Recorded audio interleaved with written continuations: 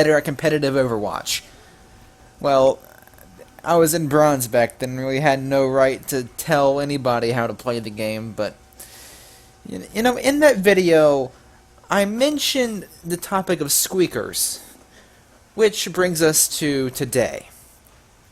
Today, we're talking about my thoughts on squeakers and kids playing video games online, especially games like shooters, like Overwatch, for example, or CSGO. So without further ado, let's jump into it. Hey, what's going on, geeks? Maxusthebeast is here, and welcome back to another little my thoughts video, I guess you could call it. Today, as stated, we are talking about squeakers and overall just kids in games.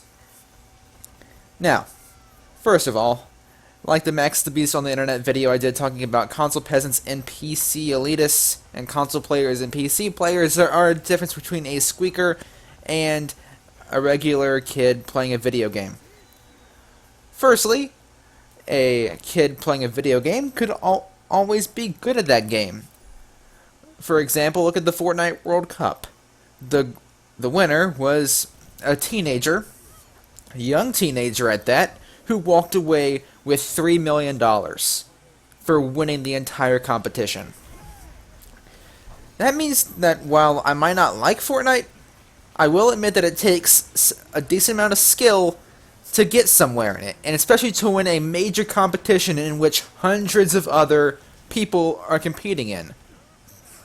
It's quite an impressive feat, especially when you get that much prize money for it. I mean, that kid's set for the next, oh goodness, if he rations it well, pretty much the foreseeable future. So kids can be very good at video games. Age, in that sense, doesn't matter. You shouldn't say that a kid is inherently bad at a game just because of their age. There are plenty of people who are incredibly competent players, and they're young. And so we shouldn't stereotype. I hate to jump onto games like Overwatch, have a kid speak up, and then instantly be harassed by the team for being young and being dubbed a squeaker, and then the kid carries the team. It's kind of satisfying to see karma come around like that when the kid is doing better than like the entire team. It's like, hey, you guys shouldn't have judged me and called me a bad player or a squeaker before I even got a chance to display my skills. You know, I kind of like that kind of thing. It's kind of cool. But it's not right to judge somebody by their voice. That their voice does not determine skill, right? But then we have the flip side here. We have the squeakers, the actual kids who are obnoxious. These people will constantly yell at you if you don't do well. If you're playing a game like Overwatch or TF2 or a MOBA where you have supports and healers, and you don't heal them, they're going to get on your case about it, because apparently just because you don't solo them, it means that you are a bad support. You are a bad healer. When you're not, you're just focused on everybody else, because there's so many memes and so many charts online talking about how the multiple reasons why they may not be healing you, all of which are justified. If you miss your shots or just don't do a great job, have an off day, they will go after you for being incompetent.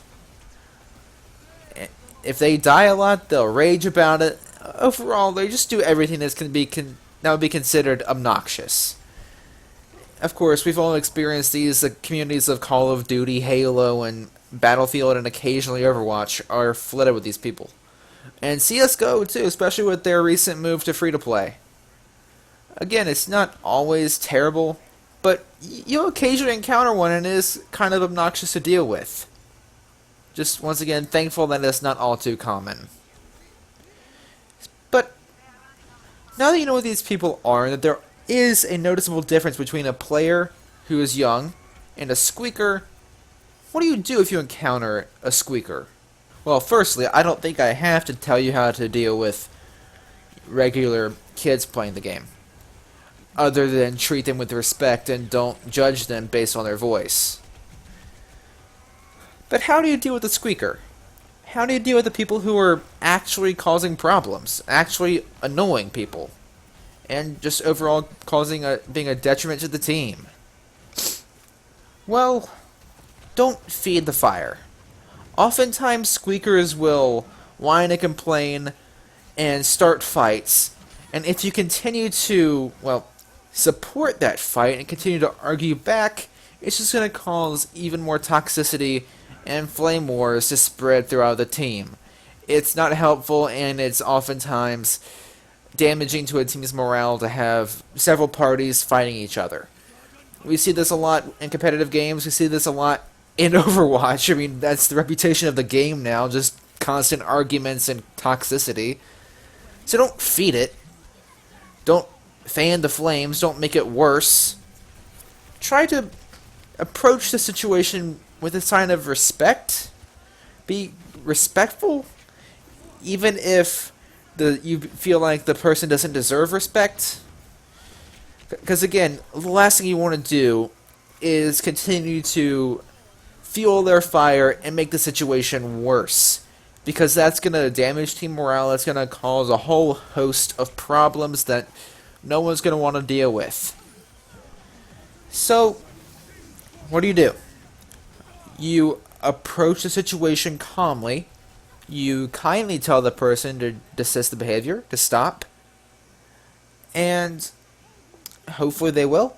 But if they don't, then that's where you might want to take some other steps. But again, don't be rude. Don't start fights where there aren't any. Or if there is one starting up, don't take crap. But don't, continue to fan the issue. Instead, a better alternative would be to block communication with the individual. Mute their mic if they're using voice chat. And if they're using voice chat along with regular text, then mute communication with them via voice chat and through text chat. Block them. If you're playing Overwatch, Overwatch now has a system where if you don't want to play with a certain individual, you can tell the game, hey, don't queue me with this person again, and you will have a week of downtime where you won't have to experience playing with this person. And that will prevent you from matching up with this person.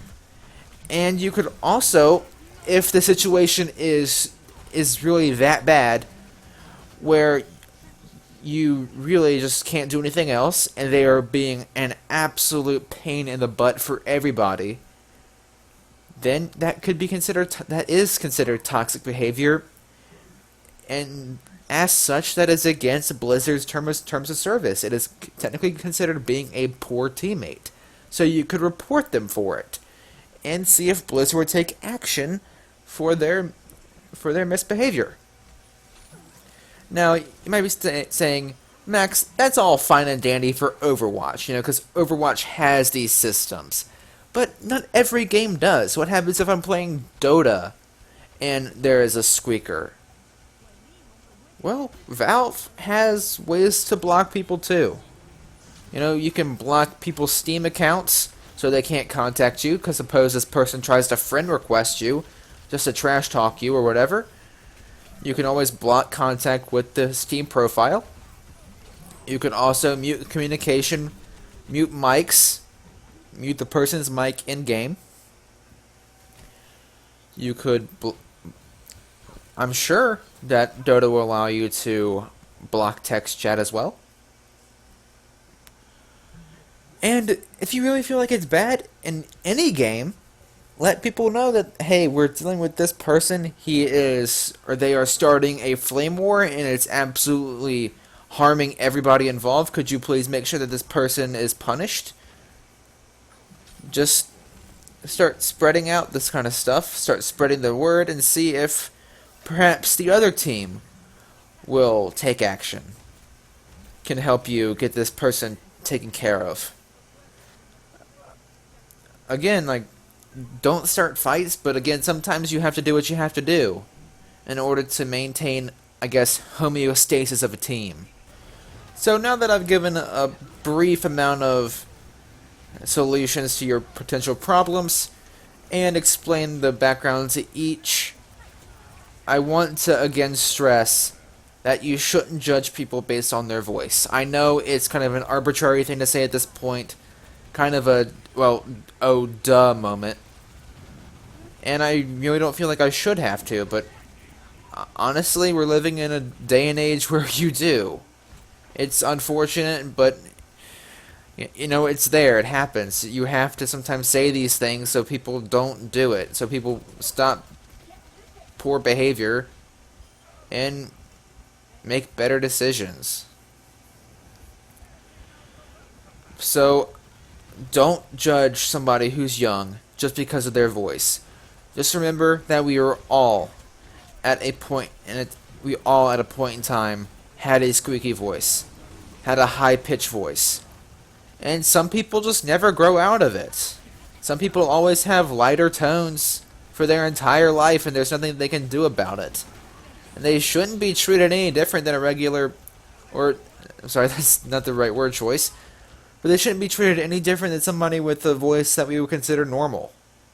Because all people have different voices. That's a part of being unique. And so if someone's voice is higher, it doesn't mean that they deserve ridicule for it. It doesn't mean that they're a squeaker. So no matter if it's an adult with a higher pitched voice or a kid who's still going through the whole puberty thing, don't judge somebody based on their voice. We were all there once. So if you got through it, so can they, and they will.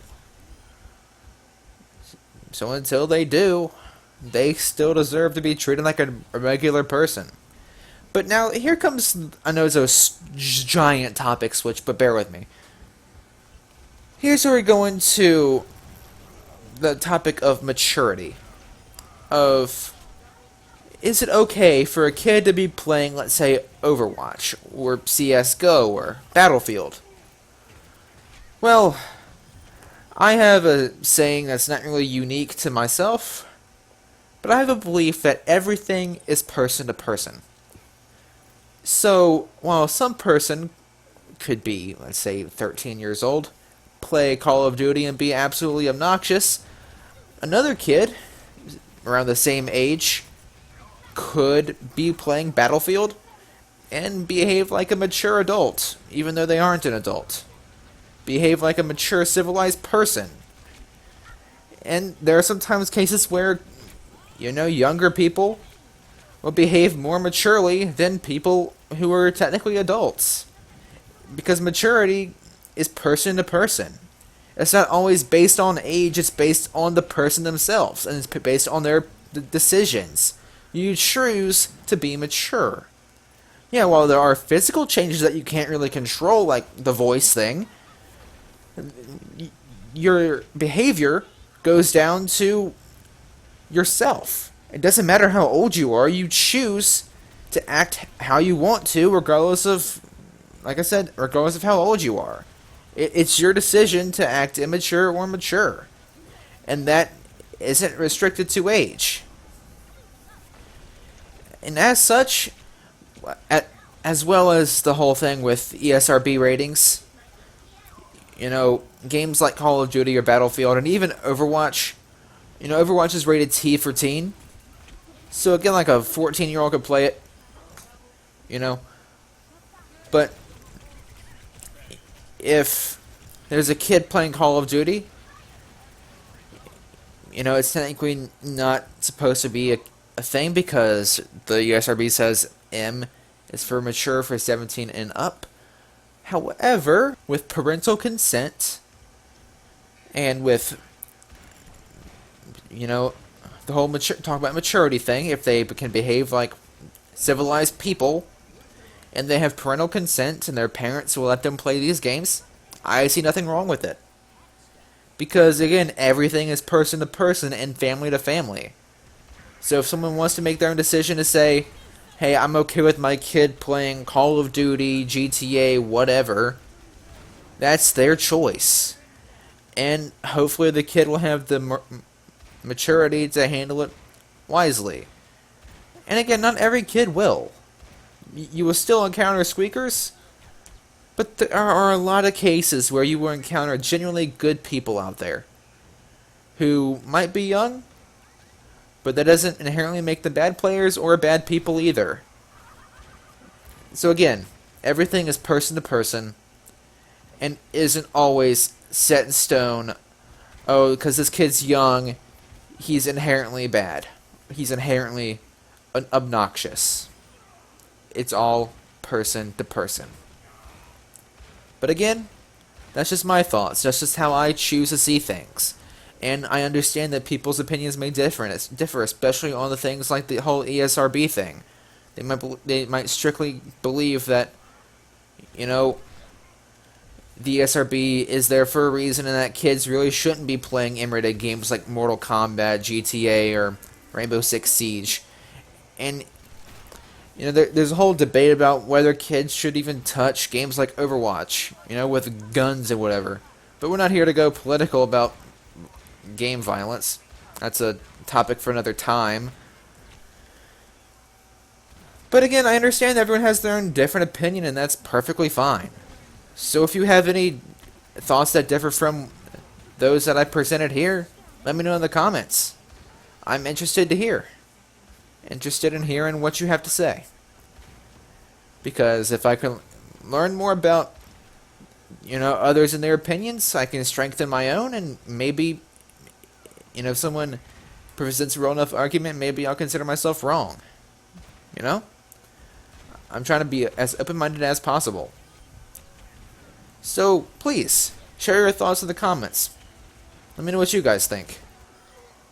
Anyway, guys, I do hope you enjoyed this video. Again, I'm sorry for the week-long hiatus. I've been busy. I'll definitely be trying to stick to the upload schedule a bit better this week. But, again, thank you for taking the time out of your busy schedules to watch this video. Thanks again, guys. And as always, Maxusthebeast is out.